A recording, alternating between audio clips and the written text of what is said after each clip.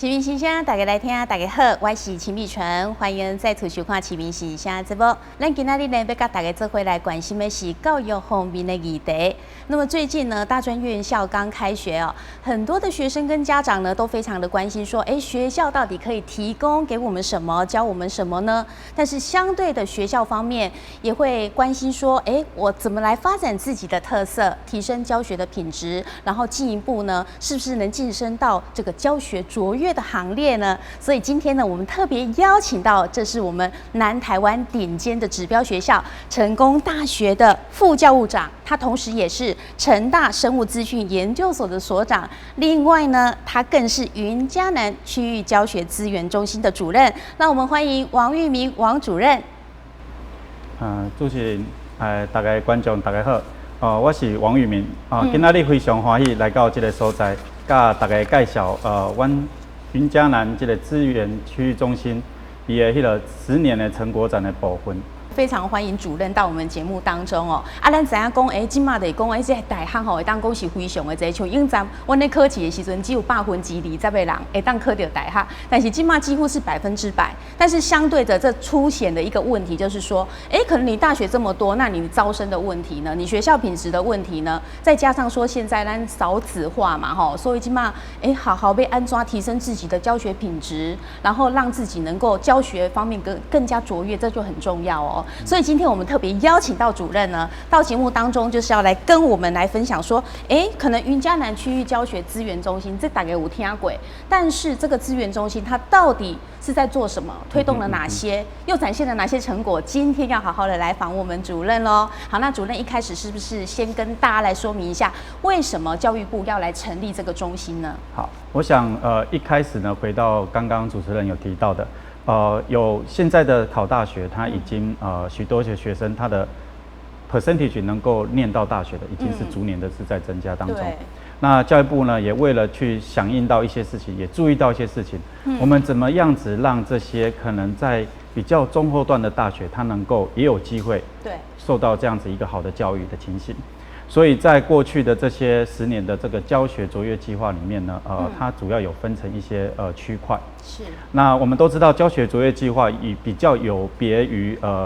顶尖大学计划。顶尖大学计划它比较偏向于我们刚才所提到台城、清交这几个大的学校。那相对性而言，教学卓越计划呢，它就是比较注重在教学卓越的一个部分。所以我们也知道有很多学校它有拿到教学卓越计划，比如说像在我们云嘉南地区的中正大学，还有现在的南华大学都有。那另外有一些学校它并没有拿到教学卓越计划，那教育部呢，它就有所谓的补助型的教卓的这样的计划。是。可是这样子的计划，它在资源分配的情况底下，用教育部的角度，它没有办法兼顾到每一个学校，所以当时他就有一个想法，我可不可以透过不同区域，所以它全国总共设了6个区域。6个区域。对，这6个区域里面呢，它去透过这些不同区域的学校，透过一个所谓的可能透过一些比较好的学校来做管考的动作，资源先放到这些学校，然后再由这些学校去透过一个整合的过程，然后把这样子的一个东西再送到我们刚刚所提到这些没有获得教学卓越或者是教学卓越计划的学校，可能也都可以同样去分享到这些资源。大概是这个样子。那目前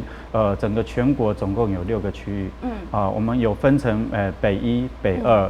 还有桃竹苗、中区、云嘉南跟高东平。所以我们成功大学呢，就是在这个属于比较偏高东平的这个部分。那我们是这所区域里面呢，总共有13所学校。那我们是这个13所学校里面的管考的，负责这一个区域的资源整合。对，大概就是这个情形。所以就是因为这个教学卓越这个部分，希望说提升这区域里面的学校的素质，所以才成立这个云嘉南区域教学资源中心。对，那这样这个中心就是说，大家想了解说，好，那你成立之后，你到底怎么去推动，让这个学校的这个教学品质提升呢？这工作内容大概是怎么样？是不是可以跟大家分享一下？我想在教学品质的部分我们都知道，当然我们如果说以顶尖大学而言，它当然可能在过去大家的眼中就是比较用研究的部分为一个比较主要的导向，对，然后把它研究部分穿插到课程里面去，然后让这些学生呢，能够在用比较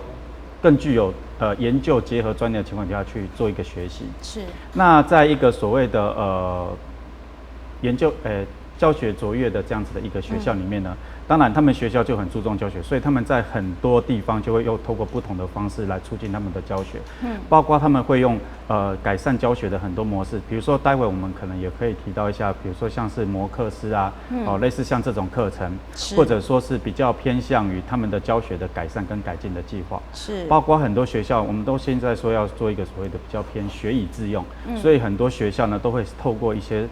实作类的课程，比如说统整课程的这样子一个行程，对，来加入他的学校里面。那所以教育部呢，在这个部分里面，他就会把这样的资源，就像我刚刚说的，把这些资源呢送到各个学校里面去，然后让各个学校呢，就他们本身的特色形成的特色，因为我们都知道，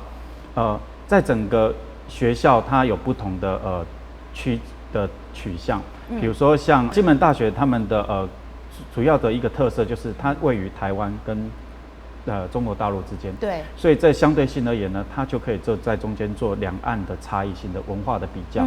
那金门大家也知道它很有特色啊，对不对？它的旅游可能也很特殊，因为它过去在整个历史上面，它就是属于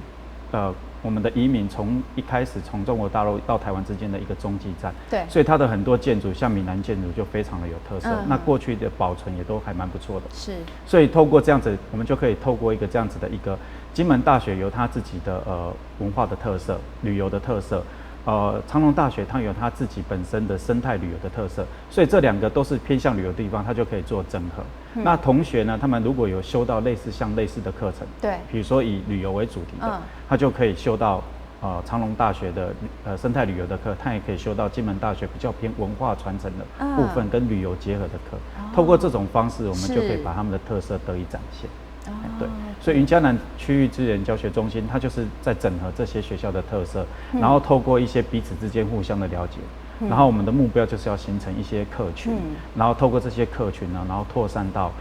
区域的不同的学校，让大家能够互相的学习、互相的交流，然后也一起增进这个整个云嘉南地区这些大学的一起的成长，大概就是这样。对，好，那我们知道说这个云嘉南的区域教学资源中心是以成大然后来带头嘛。那你们带领的另外12间，就是刚才你有讲到的金门大学、中正大学，那其他还有哪几间？是不是也让我们观众朋友了解？我想除了成功大学之外呢，我们从北部这样子看下来好了哈，就是有包含着所谓的中正大学、嘉义大学、南华大学。那在台南的部分呢，就有包括的台湾首府大学、长荣大学，还有真理大学的台南校区、康宁大学、台南大学，还有台南艺术大学，还有道江管理学院以及中信金融管理学院。那在台湾之外的呢，就还包含着这个所谓的金门大学的部分，总共这些12所学校。对，我们就是透过这样子的一个资源的整合，那我们也希望像我们今年还比较特殊一点，过去在区域这些资源中心里面呢，大概都是一所学校是所谓的这个管考者。是。那事实上，我们云嘉南区域它的我刚刚有提到嘛，幅员广大，对，所以我们呢也特地邀请这些教卓有拿到教学卓越的学校，比如说包括中正大学跟南华大学，对，也跟我们共同担任这个所谓的共同的一个管考。那透过成功大学来跟这2所大学互相的彼此连接，然后互相做一些资源的分享，然后呢，他们也可以就近照顾到他们的旁边的这些学校，然后来形成这整个区域能够变得更加的繁荣，然后整个教学也能够提升。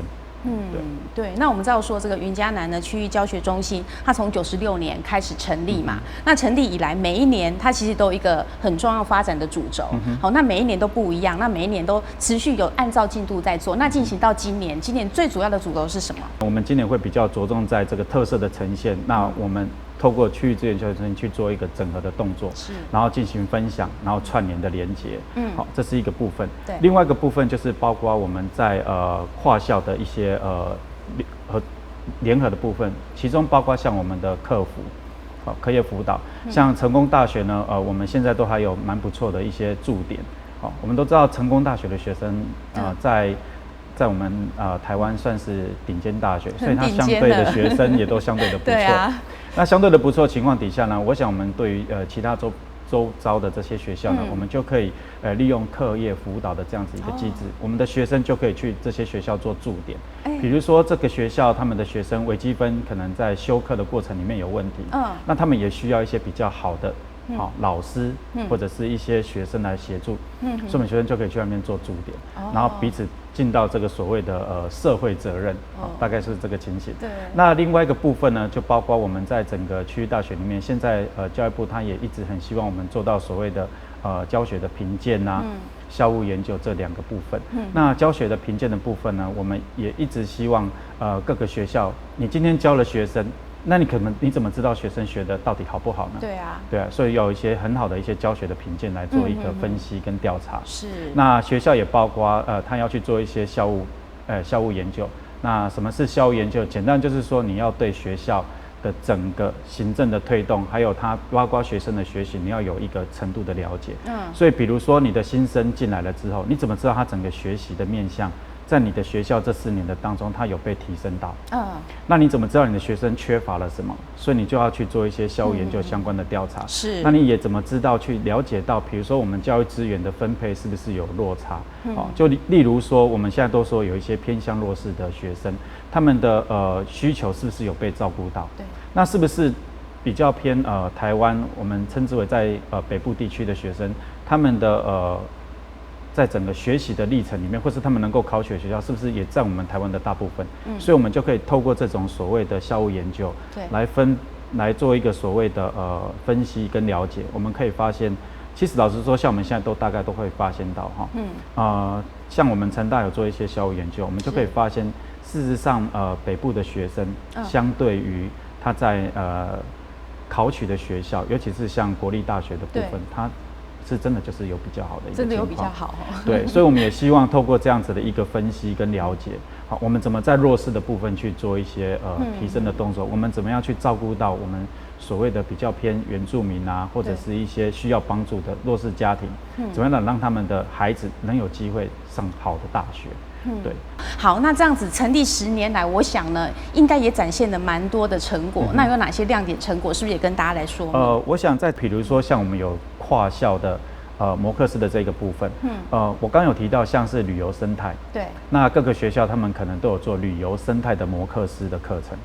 对不对？那你长荣大学也做了生态旅游的摩课师，金门大学也做了文化传承的这样子的一个旅游。是好的摩课师，所以他们就可以把他们2个的摩课师的课程放在一起，所以这个区域的学生呢，他们就可以去修这样子的课程。那在我们区域，我们还蛮希望去达成一件事，就是说，你今天如果修了长荣大学的课，你可能也可以在金门大学的学分是被承认的，或是你长荣大学修了金门大学的课，你的在你们学校的相关的课程也能够是被承认的。所以我们是希望往所谓的跨校的这个认证的部分，尤其是学分承认的部分下去走。好，这是我们一个比较未来希望能够要达成的目标，也是我们目前正在积极有在思考的一个问题。那像这个部分的话，比如说长荣大学的学生，那他到金门可能不方便，怎么去修呢？是透过线上吗？对，所以这个摩课师的课程，它基本上都是透过一个线上的课程，他就可以在线上上面去做学习，然后就一样就可以学习到类似相关的东西。我们也知道现在世界大学的转变都非常的明显，包括学生他可能可以坐在家里，他就可以去学到很多不一样的东西。事实上，有一些国外还蛮有趣的例子哦。像就我所知，有一些国外的大学呢，他们可能你可能交了注册费，可是你整个大学4年都是不在你们学校念书的，所以他在学习的部分呢，他就是透过线上课程，然后在不同的大学学习他的经历，然后最后透过线上课程来做他的一些成绩的认证啊跟评量，他就可以拿到这样子的学分。可是相对于这些大学的这么弹性的一个变化的制度的改变，在我们台湾是比较少的。好，那我们也说现在高教应该要某个程度的转型。对，所以我们思考很多问题，包括你的学生怎么样子让他学得更好。那你让你的学生如何适性的去让他发展？有的学生他可能在专业的部分，你今天如果帮他安排好一层一层的课，他可以修得很好。对。可是有的学生他的学习的方式是比较偏跳跃式的，或者是比较综合式的。可是如果让这些学生透过我们过去的这种比较一层一层上去的这样子的情况，他可能学习的部分可能就不是那么的好，甚至他可能一些创意、一些好的想法会在你这样子的学习的历程里面就被抹杀掉。对，所以我们才会说，我们尽量要去建造一些可能有多元的学习的方式跟模式，甚至是学制，让我们台湾的大学生能够有更好的一个出路跟方向的主轴可以下去走。是好，那我想呢，这10年来哦，云嘉南的区域教学资源中心呢，其实是真的做了很多的整合哦，来提升这些周围区域学校的教学的品质。那当然这10年来的成果不是说几句话就可以把它做出来的。那我们9月24号要来举办一场成果发表会。那如果想要详细的来了解说，到底这个中心呢带给我们这个区域的里面的学校有哪些教学品质的提升，大家可以到现场去。好，那我们今天呢，请那个教授我们主任呢特别有带了一些这是当天要发表的成品到现场有几个比较特别的，我们就请主任来帮我们做个介绍。我想我在这边呢，主要就跟大家介绍一下包括着像这个是嘉义大学的乌龙茶酒。那嘉义大学这个乌龙茶酒呢，它就有比较特别的地方，它是透过一个所谓的乌龙茶的这样子的一个的培养，然后它因为它是茶酒嘛，所以它相对性的它就有一些酒酿的成分在，它是茶又是酒，又是茶又是酒。对，那它这样子的茶酒有什么好处呢？它可能让你喝完之后，比如说你可能有人酒喝多了会宿醉会头痛，对，透过这种方式，你就是可以少掉一些不必要的会让你有一些宿醉跟头痛的这样子的成分，对，所以它就会让你喝了。有人喜欢喝酒又喝茶的，同时就可以享受到2种不同的这样子的一个存在的跟味道。那另外呢，我们也知道，就是说在一些学校呢，他们在学生的基础的训练上面也蛮多的。对。那比如说有的学校就会透过一些3D 的这样子的一个创意的实作的部分呢，来做一些事情。那有关于这个3D 的这个创意的实作的部分呢，我想。我们就可以有一些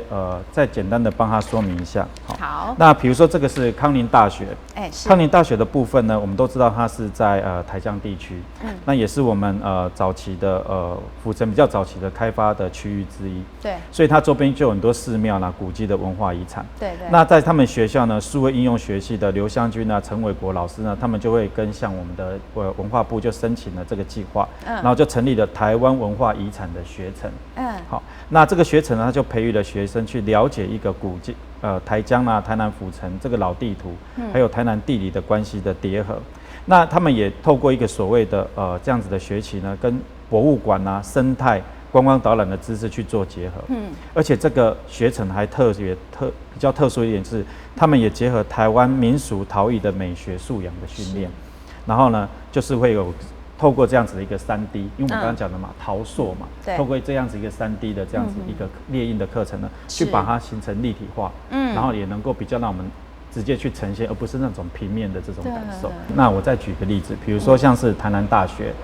台南大学呢，它在对应到12年的这样子一个区域领域新媒体的课程的规划中间，就会有的一个设计能力，它就可以透过一些跨领域的教学的方式。来建构这个新媒体的艺术特色这样子的多元课程，那并且他会用高中的多元选修的特色来开设新媒体动画艺术创作专业的学习的社群，那这包括老师的研习课程啊跟讲座，那透过这样子的一个课程设计啦、跨领域的这样子一个学习呢，他们就会有融入这样子的课程，对，所以待会你现在就可以看得到说，在这一次的展示里面呢，他们就有一个手机立体投影体验，还有立体光雕，这样子一个东西呢，可以让大家去学习到说，他在这个课程里面，他怎么样子去运用这个所谓的跨领域的方式，融入到他们的这个新媒体动画艺术创作里面，来这样子做一个呈现，所以我想每个大学就是透过他们自己本身，比如说我刚刚提到的这样子一个康宁大学的部分，就是他们的旅游文化，还有他们跟当地的一些所谓的寺庙啦、课程啊，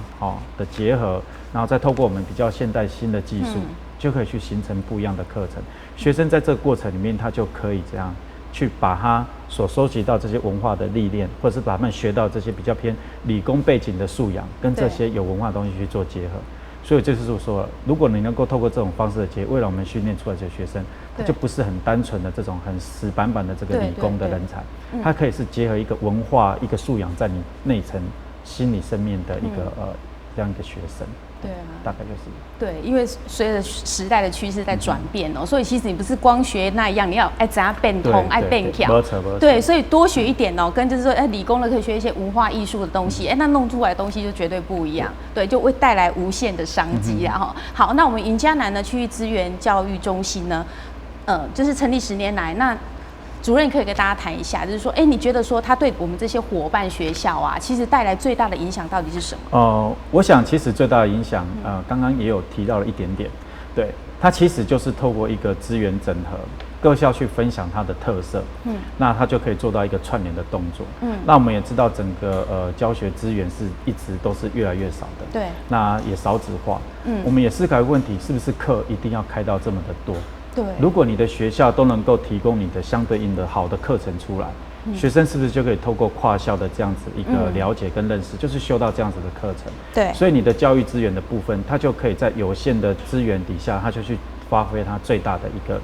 好处跟这个力的这样子的一个效果出来。对，这是一个点。那另外一个点呢，我也觉得教育部它这些方法是还蛮不错的。过去我们在一些大学里面，像我们都说有所谓的顶尖大学的计划嘛，刚刚有提到。对。可是顶尖大学计划是在这些大学里面找到一些好的，我就把它做一个拔尖的动作。包括教学做计划也是在做一个可能也是比较偏拔尖的动作。可是事实上，我们也在思考一个点：你如何把这些好的典范释放出去？你如何把这些好的课程释放出去，你又如何能够让这些其他没有获得这些计划大学，能够在你这些典范的释放还有课程释放里面，去向你学习看到一些东西。对。然后又回到一个点，难道这些其他的学校自己本身的特色就应该要被忽略掉吗？所以他透过一些这样子一个区域教学中心的资源的扩散，他就可以把这些资源做一个整合，所以他等于是提供一个横向的一个串联，好，所以它就会跟我们过去的这种比较偏拔尖式的，你又提供一个比较偏横向的串联，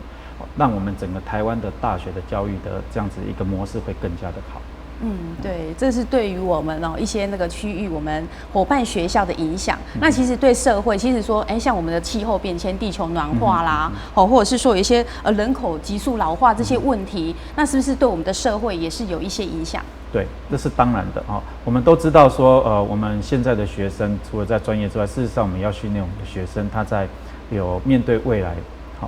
的能力，甚至他都要去思考10年或20年后会发生的问题。对。那可是我们的学生，如果你再用过去的那一种比较偏自私性的培养的话，他可能在创意还有去思考问题跟解决问题能力的部分，可能就会比较偏弱。所以我们在这个区域型的计划里面，我们也很鼓励大家，因为我们现在很多学校都有做所谓的服务学习的课程，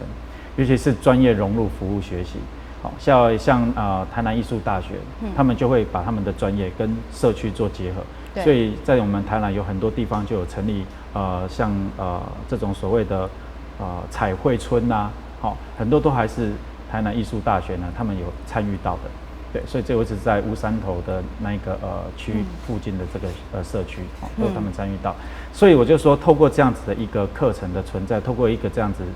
跨校性的整合的一个资源的 balance 平衡的这个存在呢，我们就可以让这些学校的特色得以展现。那各个学校在这个部分，他们就可以去学到怎么样子把问题解决，因为你面对的是问题，所以你就可以有方法去解决这个问题。那因为你有某个程度，你有你的专业。甚至是你可以因为这些问题去找到你的专业，然后你可以解决社会的问题。所以它对我们台湾整个改变是，我觉得是指日可待的啦。所以我们如何把这些东西慢慢的去移植到学生的身上，去做一些改变跟变化，这个也是我们未来要去努力的目标之一。对，如何把这个样子的课程，透过跨校的连结去进行分享。所以你看到别人做得好，你就可以去学，然后别人哪边做的。在他们是没有欠缺思考的，你也可以加以提醒跟提点，所以我们就是做到一个区域共融的这样子一个情形。对，好，所以谈到这里让我们想到说，其实呢。别做进检我一开始就讲到，以前考大学很难考哇，那个学校很少嘛，后来变成现在学校非常的多。那其实呢，台湾的大学未来的10年面临的考验更加的大，对不对？因为现在已经那个谁了解了所以可能有一些学校，或许他会面临说，可能是生死存亡的这个关头了。所以在下一个10年，到底我们这个中心要怎么样来协助我们这些伙伴学校，让他们体质能够坚强一点，不要变成说，被人家废校啊，而且让自己的教学品质能够提升了。未来10年怎么做？我想这个部分，我觉得以成功大学的角度而言，当然它是顶尖大学，它可能比较，即使你是少子化，它相对受到的影响是相对少。那其实各个学校他们在发展特色的同时也都是在思考，我如果让它小而美。小而美，对，像中信金融管理学院，它就是一个很好的例子。它每年只有招收150位学生，3个系大概就是这样子。这样子。可是他们透过一个所谓的企业学院这样子一个 support，他们让他们学生在所谓的金融财经的背景上面就非常的强。所以透过这个企业的力量，他们就可以去结合，让这个学生在比如说大3、大4的时候就出国。去他们的这些分行里面去做实习，所以他们就可以更贴近的去他们的这个企业，而且他们毕业之后，他们等于是有一些保障。对，好，所以我相信这是用这种方式来吸引学生，也能够让这些学校呢就有不同的这个未来的方式去展现。所以我们可以看到，过去很多我们去思考一个学校是不是真的要5、6千人以上的学校呢，才是一个能够支撑得住的。或许我们应该去思考一些比较不一样的问题，比如说企业有没有方法透过他们的需求来支持一些学校的存在。那这些学校呢，又如何去思考、去发展他们的特色，去形成一些小而美的东西，来让企业能够认同。那国家的资源对于这些比较弱势的学校，它可能就有一些比较不同的方法。我刚有提到，可能比如说我今天课程的部分，我可以透过整合。学生他修你这个学校跟修这个学校的课，其实没有什么太大差别的时候，我只是在想会不会有一个可能性，就是说，这些大学可以透过这些课程的整合，变成一个比较另类的这种综合型的，我们称之为联邦式的这种大学的存在。对，那当然要靠各个学校自己去思考了。我们大概只是在帮他们想一些可能性的这样子的一个可能而已。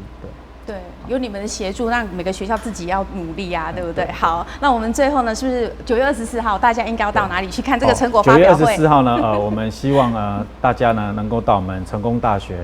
国际会议厅。那当天呢，我们的议程呢，主要整个活动应该怎么讲？整个活动呢，它大概有分上午跟下午的部分。上午的部分是属于比较论坛的部分。在论坛的部分，我们会邀请产官学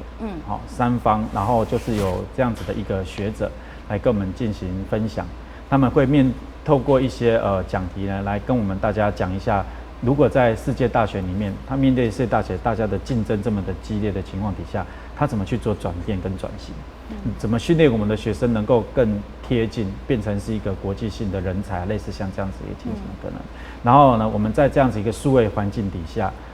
我们未来我刚有跟你提到嘛，可以透过像蒙克斯这样子的课程去做上课的动作。那大学存在的意义是不是要有一些不同的一些想法跟思维？那甚至在企业的部分，他就会去告诉我们去思考一些事情，就是说我们的训练的学生如何能够跟企业走得比较贴近一点，然后甚至是符合社会的需求。所以这是上午论坛的部分。那下午的部分就是刚刚主持人，也就是我们这边所提到的一些成果展的部分包括一些市集啦，包括一些微电影。而且这些微电影呢，我们有特地跟我们的伙伴学校去说明一下，就是说我们的微电影呢，因为我们讲的是学生的学习。所以呢，我们也希望学生在他们的学习的过程里面来告诉我们他的哪些转变。所以我们的微电影呢，都是透过学生学习来做一个发散的动作。所以我们是希望各个学校呢所邀请来的都是他们的学生。在微电影播放的过程里面，让学生呢去讲述一下他从这些他有哪些改变。对，我们希望透过这样子的一个活动的一个推广呢，来让大家了解到过去教育部在10年教组里面。他所花费下的这些东西呢，事实上，是由它的存在的意义。对，我们也希望教育部它能够有持续这样子的一个经费，国家能够这样子的经费来支持这样子一个跟学生学习能够紧密结合起来的这样一个计划的存在。是，好，我们今天非常感谢王玉明王主任到我们节目当中让我们进一步来了解认识了云嘉南区域教育资源中心。对，哇，这么好的一个单位，然后怎么带领我们区域里面的伙伴学校，大家提升品质嘛，这样其实让我们大台南整个更加有那个竞争力，云嘉南地区都更加有竞争力。好，再一次谢谢我们王玉明王主任，谢谢主持人，谢谢，也谢谢观众朋友的收看。9月24号呢，记得到成功大学去你就可以好好的来了了解我们这个中心的特色，还有各个学校的特色。好，谢谢，谢谢你。